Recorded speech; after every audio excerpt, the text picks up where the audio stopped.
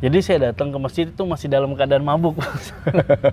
Allah. Masih dalam keadaan mabuk. Tapi saya nggak putus, saya nggak pernah mau putus dengan rahmat Allah. Maksudnya pas begitu datang, Masya Allah, Bang Koboy, saya dilus begini. Bang Koboy hatinya mulia, walaupun Bang Koboy mabuk, Bang Koboy mampu datang ke masjid. Banyak orang di luar sana yang nggak mabuk, yang normal, tapi nggak mampu datang ke masjid.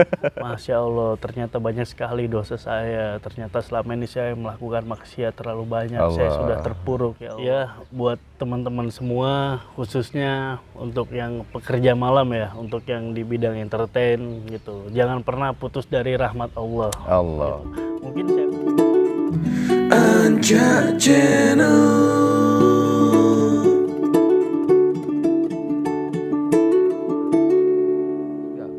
Nah itu gimana, sempat terlintas seperti apa ngelihat teman-teman sendiri yang meninggal langsung antum gitu ngelihat? Jadi memang itu di dalam kapal itu ada yang nggak bisa keluar, Pak Ustadz. Teriak-teriak di dalam itu, kacanya saya kelihatan percis, saya bisa ngelihat, nggak bisa keluar. Mungkin pintunya itu kecil, di dek itu di bawah pintunya kecil, mereka berdesak-desakan hingga tidak bisa keluar. Saya ngelihat percis di depan mata saya, jarak 10 atau 15 meter ketika kapal meledak itu. Ya Allah. Mungkin Allah masih kasih selamat untuk saya. Alhamdulillah, ini teguran mungkin buat saya juga. Sepulang dari selepas itu barulah saya mencari. Saya ingat nih, pernah ada yang ajak saya jamaah ini. Langsung saya cari dia. Langsung, Pak Ustadz. Jadi setelah kejadian itu? Setelah kejadian itu, langsung saya cari ingat dia. Ingat sama teman-teman yang dulu ngajak hijrah? Iya. Allah. Saya cari dia. Kebenaran nggak lama, bulan Maret itu kan kejadiannya Januari ya, karena kita memang mau tahun baruan ceritanya, mau libur 3 hari tahun baruan ke pulau gitu. Puasa itu kan memang tempat tutup, tempat kerja saya tutup gitu karena bulan puasa. Nah di situ awal saya nyamperin tuh, saya nyamperin tapi masih malu-malu Pak Ustadz, ngeliatin di depan gitu, ngerokok. Udah besoknya saya balik lagi, tuh Pak Ustadz, diajak ngobrol sama teman-teman. Ayo sini ngobrol, wah dikasih kopi, dikasih apa semua. Saya bilang, wah nih teman-temannya baik-baik banget. Sementara dia nggak kenal sama saya gitu, dan teman saya kebenaran nggak ada di situ. Ada nggak lama baru dia datang, oh boy kenapa nggak masuk dari tadi? Iya malu, nggak dikenal. Udah ngobrol-ngobrol nggak lama, udah besoknya baru datang lagi. Itu ya udah boy, bulan depan kita mau keluar lagi nih 3 hari. Keluar tuh apa? Oh jadi kalau dikasih tahu saya istilahnya, kalau keluar 3 hari itu kita itikaf, itikaf di masjid selama 3 hari 3 malam. Oh ya udah, insya Allah ikut. Udah tuh, udah bulan depan akhirnya saya ikut. Itu belum full 3 hari Pak Ustadz, dan saya Masya Allahnya mungkin belum ada kekuatan hati kali ya untuk berubah kali ya. Mungkin Allah juga belum berubah gitu, bertahap mungkin ya. Jadi saya datang ke masjid itu masih dalam keadaan mabuk. Allah. Masih dalam keadaan mabuk, tapi saya nggak putus, saya nggak pernah mau putus dengan rahmat Allah gitu. Saya dalam keadaan mabuk, pulang kerja jam 3, karena kan kita tutupnya jam 4. Saya izin duluan, jam 3, setengah 4 nyampe ke Ciapus waktu itu. Ke Ciapus, udah saya langsung mandi tuh Pak Ustadz, mandi, udah langsung sholat subuh, saya ikut sholat subuh gitu. Taklim, dengar, oh ini apa? Kok ceramahnya tuh saya waktu itu saya nggak ngerti, bayan tuh apa? Petugas bayan silakan. Apa lagi nih, bahasanya masih belum saya pahami. Saya anggapnya itu ceramah. Oh ceramah itu sangat menyentuh hati gitu, sampai tersentuh banget saya. Segitu saya ngantuk banget, capek, tapi saya seger langsung gitu. Udah sampai pagi jam 6, saya sama teman-teman muzakarah, saya nggak ngerti itu apa. Pokoknya duduk kita bareng-bareng di masjid, saling tukar ilmu gitu. Makan, diajak makan, baik-baik teman-temannya, Masya Allah. Udah saya siang pulang kerja lagi, malamnya saya berangkat lagi ke situ. Dan masih keadaan mabuk lagi Pak Ustadz. Tapi saya tetap gak mau putus. Saya di tengah jalan sempat ngomong gini dalam hati, Pak Ustadz, ini kalau sampai ada satu orang yang ngeledekin saya dalam keadaan mabuk, saya nggak akan balik lagi ke jamaah ini.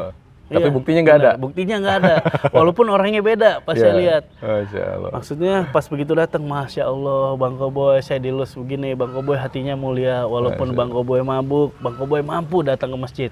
Banyak orang di luar sana yang nggak mabuk, yang normal, tapi nggak mampu datang ke masjid. benar. Ya. Bang Koboy hatinya mulia, Bang Koboy calon surga. Ya, saya pada saat itu Pak Ustadz, kondisi saya yang dalam keadaan iman lemah, yang dalam keadaan terpuruk, yang dalam keadaan penuh dosa, dibilang begitu kan, wah masa sih gue calon surga? Terangkat ya. Iya, masa sih gue calon surga? Gue kan pendosa gitu. Gue kan ahli maksiat, masa sih gue calon surga? Allah. Benar Bang Koboy. Nah dari situ tuh saya mulai semangat lagi. Saya semangat lagi. Malamnya saya datang lagi gitu. Malamnya saya datang lagi, tapi pokoknya malam ini gue nggak akan mabuk gitu. Udah niat tuh, pokoknya malam ini gue nggak akan mabuk, nggak akan minum gitu. Nah mungkin Allah kasih cobaan lagi nih Pak Ustadz ya. Jadi kan memang saya di situ manajer Pak Ustadz. Jadi ada tamu-tamu VIP itu kalau misalnya yang ngobrol sama manajer itu sangat tersanjung dia. Mana sini coba panggil manajernya. Iya. Misalnya ke room gitu. Udah, ayo Pak Manajer, ayo silakan. Itu saya misalnya nih minum dikit itu 500.000, sejuta. Iya. Jadi memang ya saya dapat uangnya rezeki dari situ Pak Ustadz, dari tamu-tamu. Allahu Akbar. 1 juta, 2 juta sekali ngasih tip. Cuma nemenin minum gitu. Nemenin Udah, ya. iya. Gitu. Saya itu udah niat subuh itu setelah sholat subuh pagi malam ini pokoknya gue nggak akan minum gitu. Tapi Allah kasih cobaan, Allah kasih ujian di situ. Ya udah akhirnya. Tapi tetap saya nggak mau putus rahmat. Saya tetap balik lagi ke situ. Balik lagi. Saya nelfon tuh sama Amir. Mir, ini gue masih mabuk gimana Mir? Amirnya bilang gini. Gue nggak peduli. Lo mau mabuk, lo mau jungkir balik. Yang penting lo nyampe masjid. Dia bilang gitu. Ya udah. Pokoknya Ana denger pada saat itu dengar kata Amir aja. Karena kan ya taat pada Amir ya kan. Pokoknya kata Amir gue nggak peduli lo mau mabuk, mau jungkir balik, mau dalam keadaan apapun yang penting sampai masjid. Masya Allah. Ya udah akhirnya Ana ke masjid lagi. Nah itu hari terakhir, ternyata pas hari terakhir saya nggak ngerti tuh bayan hidayah apa. Pas ketika bayan hidayah ada yang ditanya. Itu pas ceramah. Saya waktu itu pahamnya itu ceramah. Saya nangis, hati saya nangis. Walaupun di mata belum keluar. Tapi hati saya sudah menangis Pak Ustadz. Masya Allah, ternyata banyak sekali dosa saya. Ternyata selama ini saya melakukan maksiat terlalu banyak. Allah. Saya sudah terpuruk ya Allah. Ya Allah, saya berdoa Pak Ustadz. Ya Allah, kalau memang jamaah ini benar bisa membawa saya kepada jalan ketaatan kepadamu. Tolong jangan pisahkan hamba dengan jamaah ini. Ya Allah. Gitu. Anda berdoa. Waktu itu udah Anda berdoa, udah alhamdulillah. Maksudnya pada saat itu kita berpisah tuh kayak mau kemana gitu, peluk-pelukan, nangisnya bingung. Ini kok lebay amat ya, ini kok lebay amat. Cengeng ya kelihatannya ya. Pada nangis, peluk-pelukan. Waktu itu mungkin hati saya masih kaku ya, Pak Ustadz. Iya, masih kaku hati saya. Ini peluk-pelukan, nangis, sudah kita ngopi, ngerokok, udah pulang. Nah di perjalanan itu ya saya tetap melakukan kegiatan saya seperti biasa gitu. Tapi saya ditanyain kabar sama teman-teman, didatengin, boy jangan lupa ya minggu depan kita ada keluar lagi 3 hari gitu. Pas mau 3 hari sebelumnya kita diingetin lagi, boy jangan lupa ya hari Rabu kita keluar gitu. Iya. Udah. Ya gitulah, alhamdulillah Pak Ustadz. Alhamdulillah. Akhirnya saya memutuskan full keluar untuk 3 hari itu setelah 3 atau 4 bulan. 4 bulan. 4 bulan setelah saya ikut sekali gitu. Pas setelah saya ikut 3 hari full, benar-benar 3 hari. Dari pagi, jadi saya baru tahu programnya. Dari pagi udah itu kita ngumpul terus muzakarah gitu, taklim. Musyawarah pertama saya diputus itu baca taklim. Ini apa nih? Nggak bisa. Waktu itu pada saat itu saya belum bisa ini. Nggak bisa baca Quran. Nggak apa-apa, ini bahasa Indonesia dia bilang. Ini bahasa Indonesia, baca aja. Baca aja artinya. Oh ya udah ya nggak apa-apa. Udah akhirnya saya baca. Nah kebenaran di situ saya ada pernah baca di Muntakhab hadis itu Pak Ustadz tentang kehidupan saya pribadi gitu. Allahumma sholli ala Sayyidina Muhammad. Saya lupa yang ngisi hadisnya, wahai anak-anak Adam, apabila kamu menuruti perintahku, maka kamu akan kuberi kecukupan. Apabila kamu tidak menuruti perintahku, maka kamu akan kuberi kesibukan yang sesibuk-sibuknya, sementara kamu akan kuberikan kefakiran yang selama-lamanya gitu. Jadi pada saat itu Pak Ustadz saya ada sempat pegang 4 tempat gitu. 4 tempat. Saya pikir rezeki saya 4, Pak Ustadz. Tapi ternyata enggak, rezeki saya tetap 1. Tetap 1 ya. Pas setelah saya baca itu, udah akhirnya itu yang tempat satu-satu saya tinggalin udah. Sekarang Tetap berarti udah, tinggal 1? aja. 1. Alhamdulillah. Enggak, maksudnya pada saat itu, Pak Ustadz. Pada ya. saat itu gitu. Alhamdulillah itu Pak Ustadz, tempat saya 1 tapi hadis itu saya yakini gitu. Hadis itu saya yakini, udah saya selalu merasa cukup, udah alhamdulillah. Semakin saya bersyukur itu rezeki semakin datang lagi. Masya Allah. Dan dalam waktu 2 bulan alhamdulillah saya bisa umrohin ibu saya, Pak Ustadz. Alhamdulillah. Umroh Luar akhirnya ibu alhamdulillah setelah saya yakini hadis itu alhamdulillah ibu umroh. Senang banget ibu sampai Umi sampai nangis-nangis. Ya udah Mi, ayo insyaallah. Kebenaran juga dipertemukan selalu dengan orang-orang baik. Jadi ada salah satu tamu saya itu ternyata dia punya travel umroh. Oh nyokap mau umroh boy, ya udah sini gampang, punya duit berapa? Iya, punya duit sekian. Oh ya udah, ternyata itu duit saya yang 23 atau 24 juta itu diberangkati dengan yang VVIP waktu itu 45 juta. Gitu. Di sana Umi cerita itu benar-benar sangat diistimewakan. Masya Allah. Diistimewakan di sana alhamdulillah. Maksudnya Allah selalu pertemukan dengan orang yang baik, Pak Ustadz. Alhamdulillah ya.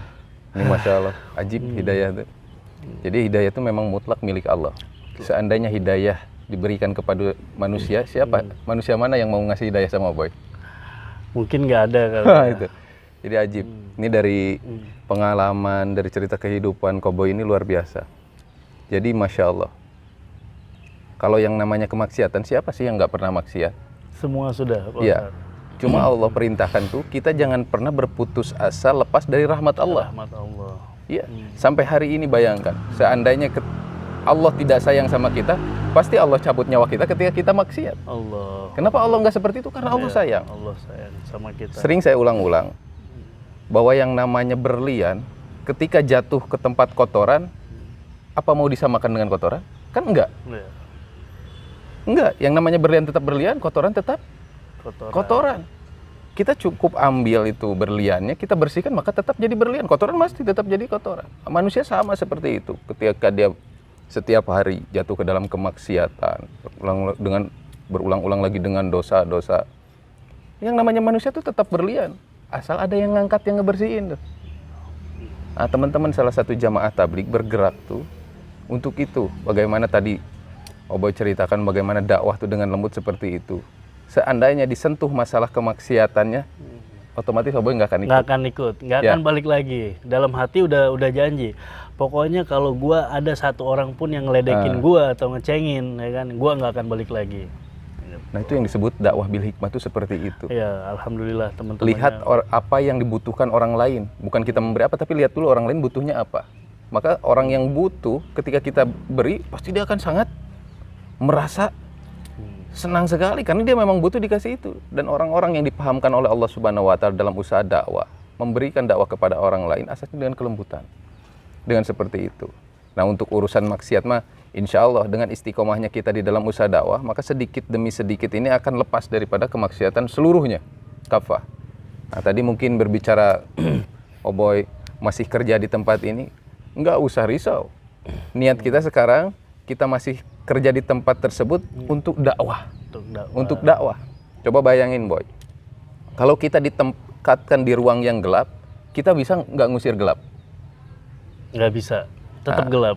Banyak orang hari ini menghilangkan cara kemungkaran tuh dengan cara yang salah. Kemungkaran tuh diibaratkan ruang yang gelap. Antum mau pakai golok berapa kali gelap hilang nggak? Enggak. Disamurai berapa kali hilang nggak? Enggak. Gelap hanya akan hilang dengan apa? Cahaya. Dengan cahaya. Nah, antum buat kembali usaha dakwah di dalam pekerjaan, buat amal agama, buat taklim, buat cahaya, nanti kegelapan hilang dengan sendirinya.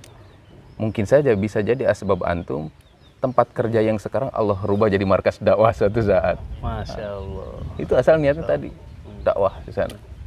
Ya, mudah-mudahan ini pembicaraan kita ini ada manfaatnya bagi teman-teman yang nonton ini. Semoga menjadi asbab hidayah. Ini sangat luas. Ada yang mau disampaikan, Boy, sama teman-teman yang nonton video ini nanti? Iya, buat teman-teman semua, khususnya untuk yang pekerja malam ya, untuk yang di bidang entertain gitu. Jangan pernah putus dari rahmat Allah. Allah. Mungkin saya pun saat ini masih kok Pak Ustadz, masih saya masih bekerja. Allah gantikan mungkin yang lebih baik, walaupun tempatnya masih kurang baik gitu, tapi Allah gantikan yang lebih baik. Saya dapat bos yang masya Allah luar biasa baiknya. Saya diizinin 40 hari ya Pak Ustadz, tanpa potong gaji loh. Mana ada Pak Ustadz, tanpa potong gaji gitu. Terus saya setiap bulan diizinin 3 hari, tanpa potong gaji gitu, diizinin. Ya udah Bang Koboy nggak apa-apa. Terus alhamdulillah anak-anak buah saya Pak Ustadz itu udah ada yang keluar gitu. Ayo yang mau keluar di sini tanpa potong gaji juga. Saya atur schedule-nya. Alhamdulillah juga ketika saya mau buat musola di belakang, bos saya mau buat musola, buat Bang Koboy udah. Langsung dikasih uangnya, kita buat musola. Alhamdulillah teman-teman yang di situ sudah sholat berjamaah, udah belajar baca taklim. Ya, alhamdulillah. Jadi jangan pernah putus dengan rahmat Allah. Rahmat Allah ini luas gitu. Mungkin memang banyak orang, lu ngapain sholat? Kan lu habis minum, nggak bakal diterima sholat lo. Salah. Kalau kita berpikir seperti itu terus, sampai kapanpun kita nggak akan sholat. Sholat. Jadi ini saya cerita bukan membenarkan minuman itu, bukan menghalalkan minuman, bukan. Minuman itu tetap haram, Pak Ustadz. Tetap. Zina itu tetap haram, tetap. Kita tidak menghalalkan zina dan minum, gitu. Tapi bagi teman-teman yang masih melakukan maksiat, jangan pernah putus dari rahmat Allah. Sholat aja udah. Sholat. Mungkin juga pasti diledekin tuh, lu ngapain sholat? Pasti, karena saya awal-awal seperti itu Pak Ustadz. Lu ngapain sholat? Lu masih kerja begini, kerja begitu, lu begini, lu begitu. Gitu. Pasti ada, karena itu memang proyeknya setan. Iya, proyeknya setan untuk manusia, menyesatkan semua manusia gitu. Jadi Allahu alam sholat saya nggak diterima atau nggak diterima, urusan saya nggak mau tahu Pak Ustadz. Itu urusan Allah yang menentukan. Pada saat itu yang penting gue sholat dulu. Terus berusaha mencari teman-teman baik. Apabila ada teman-teman yang mengajak kebaikan, jangan lepas dia, pegang erat-erat. Karena itu yang akan membawa kita ke surga. Gitu. Ajib. Mudah-mudahan ini sangat bermanfaat ya. Ini luar biasa, Masya Allah. Jangan lepas daripada rahmat Allah. Walaupun kita masih maksiat, terus semangat, terus lihat kebaikan-kebaikan orang lain. Jadi Boy, sebelum kita tutup nih pembicaraan ini, jadi yang namanya hijrah tuh pasti ada hasil. Jangankan masalah hijrah untuk agama, hijrah untuk maksiat pun ada hasilnya. Benar. Bagaimana orang bermaksiat menjadi tenaga kerja di luar sana, apalagi mungkin dia menjadi di sana wanita penghibur, penghasilannya lebih gede di negara orang lain. Lebih besar pasti. Karena ada memang nilai hijrah itu selalu tinggi. Nah, ketika hijrah kita di dalam agama, jika seseorang benar dalam hijrahnya, maka yang pertama Allah Subhanahu wa Ta'ala akan tutup daripada aibnya. Ngerasa nggak baik setelah keluar 3 hari? Di depan orang lain mungkin tadi melihat kita seperti orang soleh. Karena sebenarnya Allah hijab daripada keburukan kita itu dengan asbab pengorbanan agama. Allah tutupi aibnya. Yang kemudian yang kedua, jika seseorang benar dalam hijrahnya, Allah akan tutupi daripada kebodohannya. Pakai peci, pakai gamis, seakan-akan dalam pandangan orang lain, Allah akan buat orang tersebut seperti orang yang berilmu. Asbab pengorbanan. Yang ketiga, maka Allah Subhanahu wa Ta'ala ini akan tutup daripada kemiskinannya. Dengan orang jika benar hijrahnya di jalan Allah, yang pertama Allah akan tutupi daripada aibnya, kemudian ditutupi kebodohannya, Allah akan tutupi kemiskinannya. Dan itu nampak jelas setelah kita belajar keluar di jalan Allah. Ya, mudah-mudahan obrolan ini ada manfaatnya dan menjadi asbab hidayah ke seluruh alam. Ambil yang baik, buang yang buruknya. Kita tutup dengan doa kifaratul majelis. Subhanallah wa bihamdi, subhanakallahumma wa bihamdika, asyhadu an la ilaha illa anta, astaghfiruka wa atubu ilaik. Assalamualaikum warahmatullahi wabarakatuh. Waalaikumsalam warahmatullahi wabarakatuh. Ajib.